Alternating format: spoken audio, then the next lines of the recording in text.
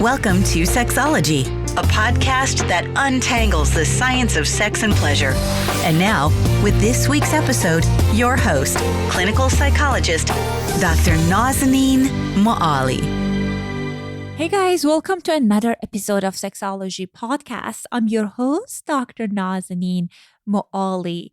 Before I start this episode, I wanted to remind you guys that I am developing this content of mental health challenges and sex and how they're impacting our sexuality and what you can do to change these situations. So far, I recorded 2 bonus episodes, one around depression and one around OCD and sex. And if you haven't checked it out, make sure you are following the link in the show notes and check those episodes out. And I'm developing this library of content around mental health challenges and sexual health. And I encourage you guys to sign up for the newsletter so you can get notified when the content is out. Today, it's going to be a solo episode. I got this voicemail in Sexology Podcast website from one of our listeners that talked about his struggle of being in a long-term marriage when sex is not a priority. This is one of the issues that I feel very, very passionate about because it's impacting huge number of people. I was looking at literature and even conservative numbers in the literature shows that 15 to 20% of married American couples are estimated to be in sexless marriages. And I recently wrote an article on Pornhub education site around this. When it's live, I'll leave a link in the show notes to that. But if you're curious, what is a sexless marriage?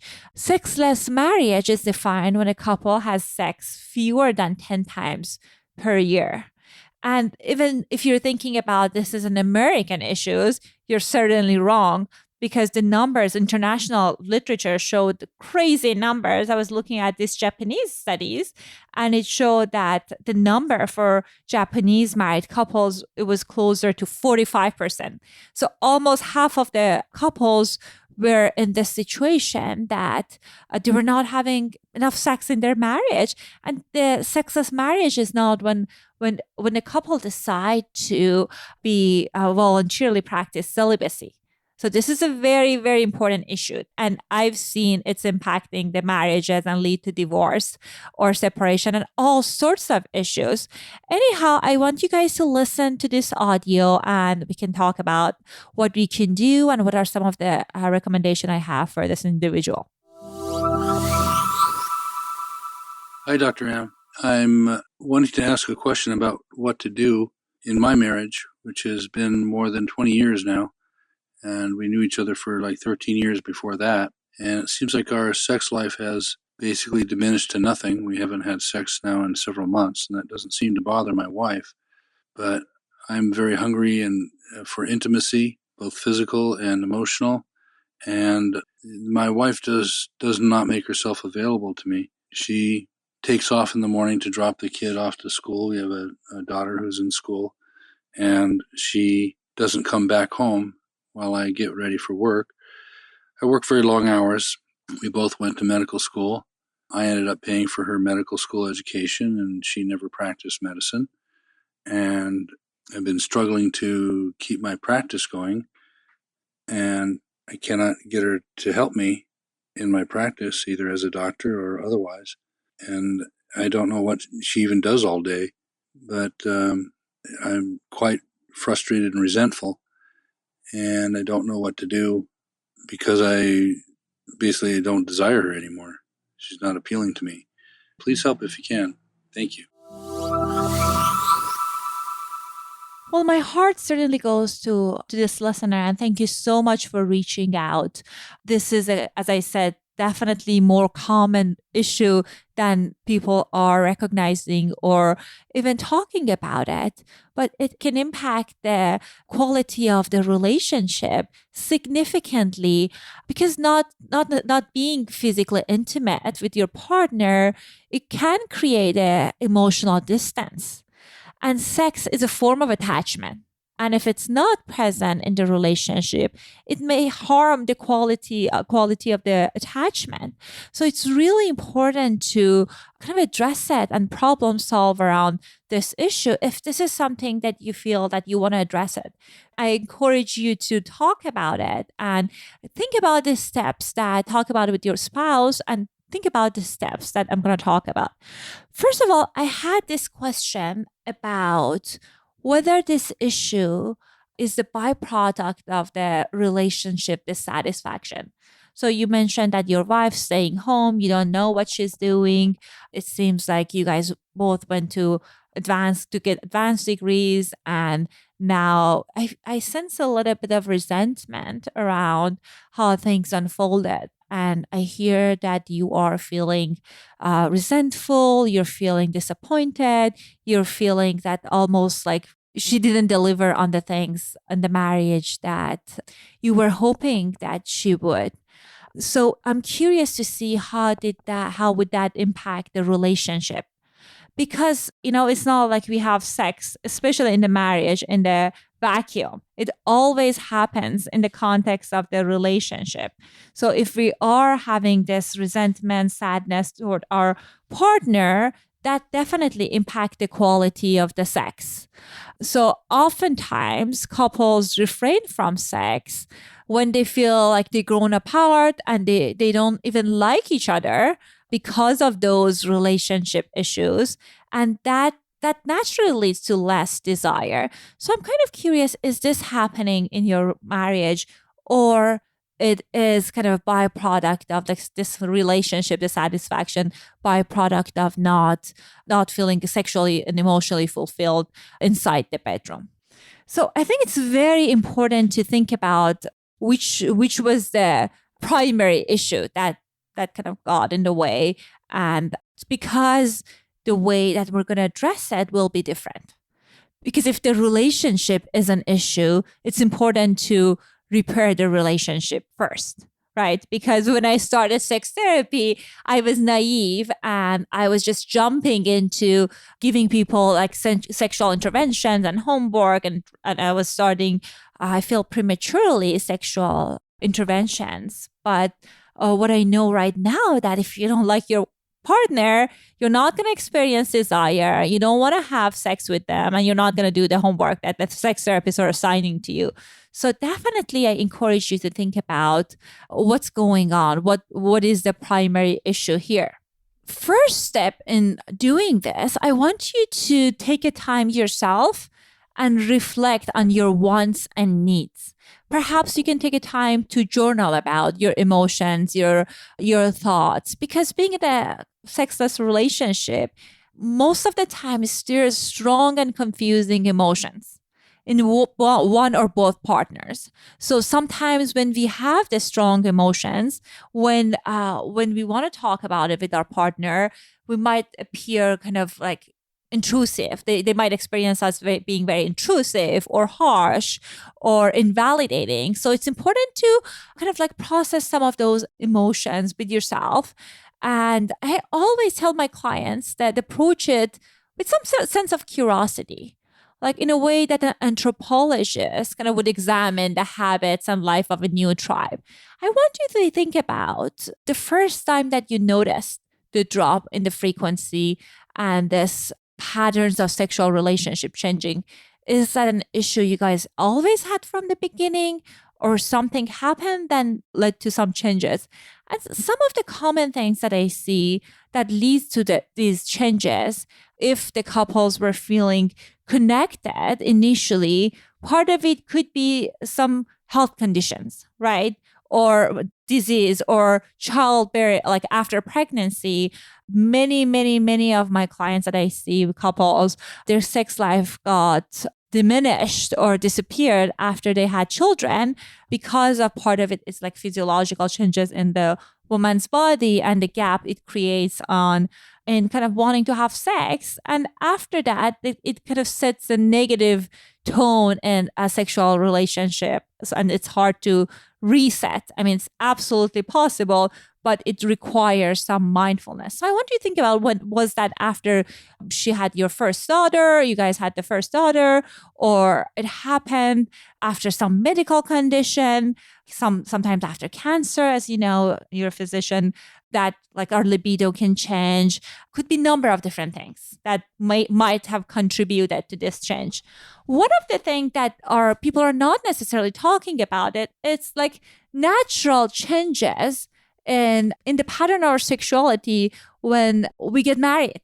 I genuinely believe maintaining passion in face of like marriage and in the context of marriage requires serious effort. Many people were taught that the idea of happily ever after comes when after you get married and everything will be great and you will have great sex. And I hear the slogan at times that great sex happens in marriages and only in marriages, which is absolutely the myth. As one of the things that I love comes from one of the concepts that I love comes from this evolutionary anthropologist. I know that Helen Fisher has a TED Talk on this that talks about that as humans, we are designed for serial monogamy. So it's like we are designed to be bond, mate, procreate, and then separate. Because of how the evolution works, we're not meant to be together for, 50, 60, 70 years. I'm not saying that there's no benefit associated with being in a monogamous relationship. I certainly, as someone who's married, I can definitely identify many, many positive things about marriage. But most of the time, unless you do something about sexual interaction you have with your partner, it will disappear. And I can kind of guarantee, like if you ask your colleagues, your friends, and if they give you honest opinion, they will tell you unless they made some serious effort, their sex life died after 30, 40, 50 years, unless they are serious about keeping things hot and the relationship rewarding, like sexually. So people, again, they have this misconception that sex will be great when couples are together, but our sexual life cycle in a relationship goes through different stages. So stage 1 is being in love. So this is kind of high energy, emotion, passion, this fireworks that many people love, this excitement of increased level of all sorts of neurotransmitters, usually lasts approximately about 6 months to 2 years.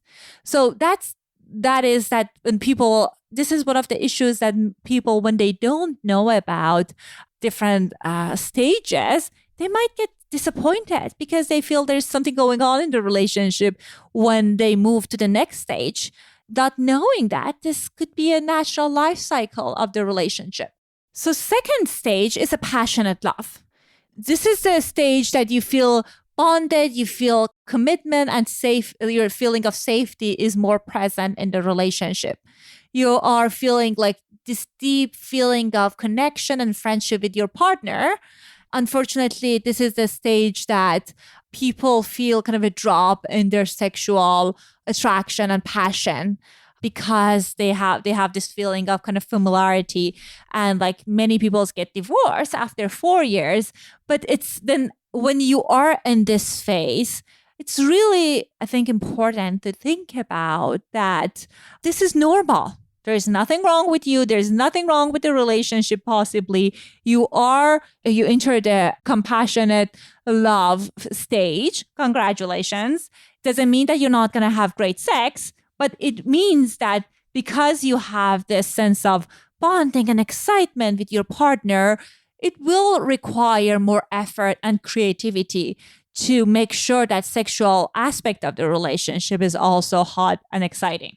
So I guess getting back to the listener, so I want you to, after you kind of like explore these things about when this issue start, I want you to kind of take a good look at what are some of the actions that are contributing to this cycle. Because in a relationship, I always tell my clients that it's like a dance. You and your partner both are doing things that are contributing to maintaining this cycle. perhaps, she is withdrawing, she doesn't show interest in sex. Maybe then you feel rejected, you withdraw more. So it could be a number of different things, or you possibly pursue her and kind of like want to be closer to her. And the more you do that, she withdraws. So it's important to identify what are some of the actions that keeps this cycle going. And I want you to kind of look at and think about what are some of the ways that you tried to resolve this issue. Did you guys went to counseling? Did you talk to her? What were some of the things that you tried? Because I can guarantee you that like most of the time when I do this with my clients, they feel they tried everything. But in reality, they try a couple of things and they feel kind of disheartened because they feel that nothing worked. So it's important to kind of think about what are some of the things that you tried and how invested you are to change things around. The next step, I want you to certainly talk to her about it. And I don't mean like, mention it while you guys are on the way to pick up your daughter or to the family dinner party. I want you to talk to her in a way that you're setting a time, you're scheduling a talk with her.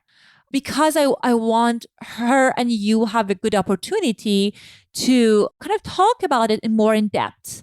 And when we are asking our partner about kind of scheduling these conversations, it gives them the message that I would need your full attention about this conversation.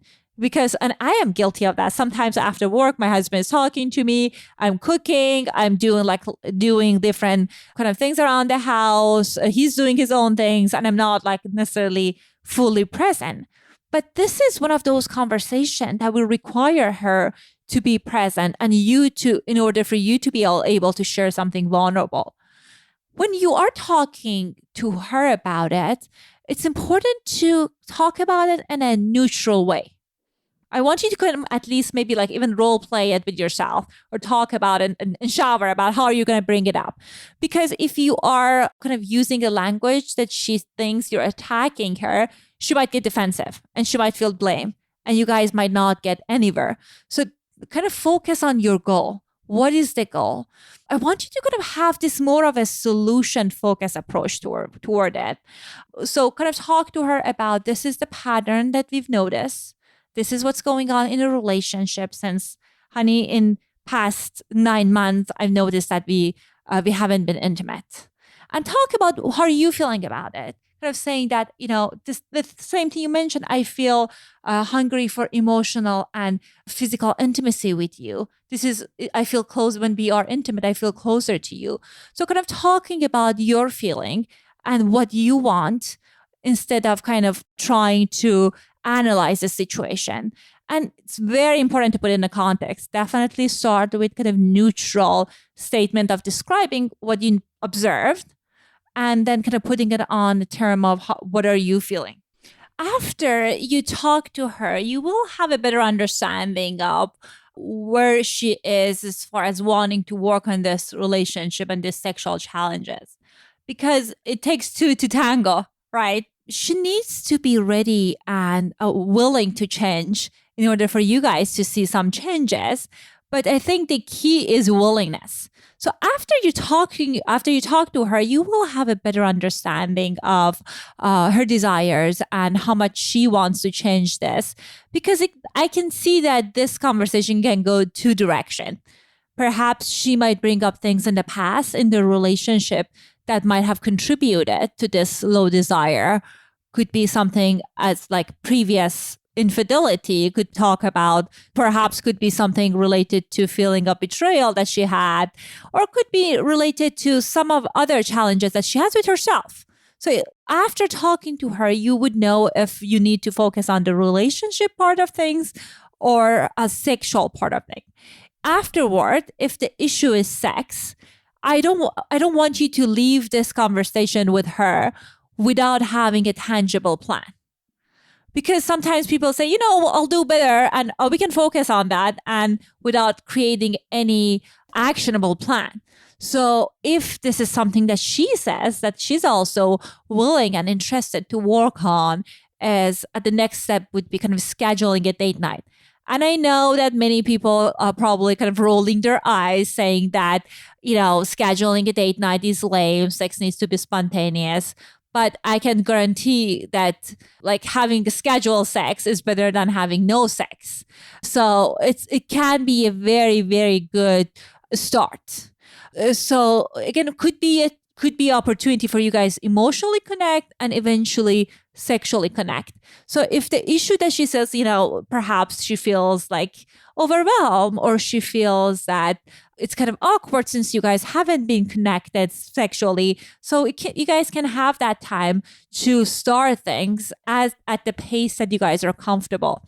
One thing that is important is to kind of talk about when, how, who, when it comes to sex during this date night. I don't want you guys to have the scheduled date night Friday night at 10 p.m. if your spouse is probably hungry or exhausted, she's not in the mood. So I want you guys to choose a time that works for both of you guys as far as your sexual rhythm. So if one of you guys are want to have sex in the morning and the other one is a desire is higher in afternoon, finding some common ground time to talk about, like kind of have this conversations and also date nights. And also talk about and discuss that when are those times, like putting in a schedule and calendar the same way you would put a patient in your calendar. And then talking about perhaps you can take turns on who's initiating sex. Because although that it might appear that higher desire partner is initiating sex, therefore they have the control, usually the low desire partner is the one that he has a control because the couple are having sex on the rhythm that she or he wants. So it's important to kind of like talking about, okay, perhaps we're taking turns. So you can change this dynamic. The other step that I think can be very important is kind of introducing novelty into the relationship. Couples in long-term relationship and marriages usually suffer from what is known as leftover sex. This is a term that one of my supervisors taught me, that at times in a relationship, we may eliminate sexual acts that our partner were not into it. Right? Like at the beginning, we want to try something. They say, I don't think so. Then they say something and you say, I don't think so. And then at the end, you guys are having kind of an identical sexual ritual for decades. And that can create a sexual boredom. And I feel people are not talking enough and they don't give enough credit to sexual boredom. That can kill people's desire, can kill the attraction. So I want you guys to perhaps think about how can you introduce some novelty in the relationship. It could be depending on you and your partner's interest. Perhaps you guys can go to a sex shop, or you guys can try something that you haven't tried, maybe going to a kind of like this racy show. My husband and I, we went to the Cirque du Soleil show in Vegas that was very sexy and a tad. It was like kind of, I don't know how to describe it, but it was very kind of seductive and it wasn't the usual Cirque du Soleil show. But I guess the point is doing something that's within your area of comfort with your wife, but still exciting. Some couples, they go to sex parties, or I know in LA, we have number of different kind of sexual performances, meaning that like there are these BDSM parties. Could be number of different things that you can do depending on your level of interest and your partner's interest. Could be, I guess the easiest thing is you guys take turn about talking about your sexual fantasies or sharing about the time that you and your wife had wonderful sex and what were you guys doing and trying to recreate that. The other thing is you may or may not be kind of helpful for this situation is kind of like looking and exploring what is exciting and sexual exciting to you and to your partner. So this is a kind of something that you create together. Could be a kind of like a practice of sexual and like an intersection of sexuality and spirituality. Many of my clients, they benefited from Tantra. So you can perhaps take a Tantra workshop, these are the kind of like practices that include elements of a deep breathing and eye gazing and erotic massage before and after intercourse.